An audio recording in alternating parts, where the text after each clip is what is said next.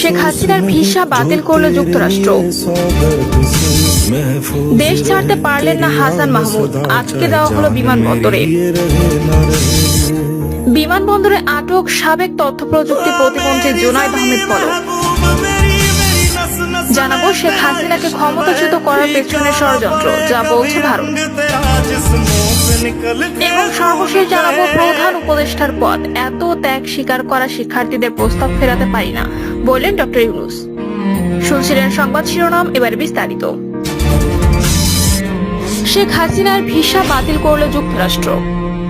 কোটা বিরোধী আন্দোলন ঘিরে বাংলাদেশের প্রধানমন্ত্রীর পদ ছাড়তে বাধ্য হওয়া শেখ হাসিনার ভিসা বাতিল করেছে যুক্তরাষ্ট্র।